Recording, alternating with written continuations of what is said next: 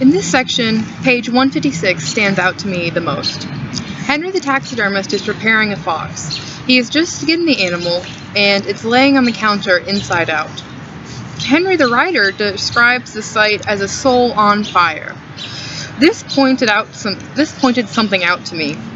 I believe this fox pelt turned all wrong, all inside out, which is a quote, is an analogy for victims of tragedies like the Holocaust.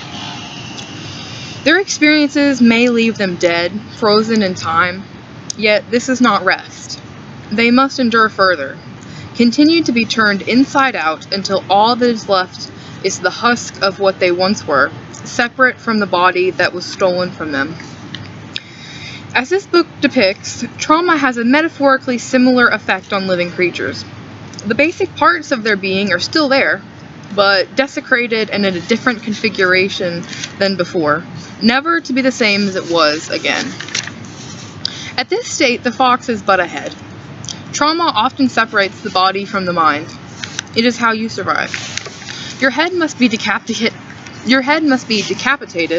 because it cannot stand to be a part of the horrors the body endures. It is without tongue, without eyes, and its ears do not hear. To me, this fits to a T what the response to trauma does to you. Taking this analogy even further, I think of what comes next to the fox. It shall be preserved and mounted, transforming it into an art piece to be remembered. To this day, Holocaust and other tragedies victims must share and remember the events they endured. They put it on a platter, in this case, in the fox's case, a head mount, for others to learn and grow from while they relive their most painful experience.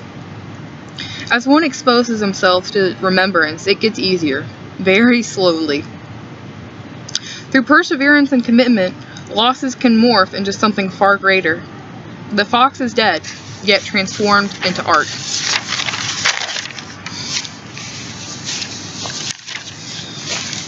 The sewing kit item of verbal expression is explained on page 150. The central section of any group of people, ... would be designated with the term, in the horrors. It upset me because of how poetic and how true this is. Experience truly depends on your place in space and time. Where you stand, figuratively and literally, designates your predisposed perspective. For example, Beatrice and Virgil are both victims of the horrors, yet they experience similar distress and can find understanding in one another. But because of their unique places in this tragedy, they are affected very differently.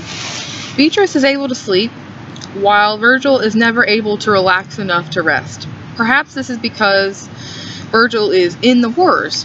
He is a howler monkey. He faces the most discrimination front and center because of this. He lost his citizenship, his place in society. His species is undeniable. It is who he is, and he is tortured for that reason alone. Beatrice, while tortured like Virgil, is tortured for a choice she made, which I assume is befriending Virgil. An unexplained item on the sewing kit is shirts with one arm missing. We know the real Virgil had his tail cut off. Perhaps Henry the taxidermist used this as inspiration for one of the ways Shirt's government tortured howler monkeys and their associates. To a monkey, its tail is very much like an arm, integral but not vital to its being. It would be quite debilitating, but not lethal, to have it stolen from you, cut off in such a barbaric way. To a sick individual, this would be a perfect way to inflict not only pain, but loss. Now, not only mentally, but physically, they feel less than whole, forever being forced to wear shirts with one arm missing. This is a rather literal interpretation, but because shirts is not capitalized, I feel it is possible, especially after discovering Virgil had his tail cut off.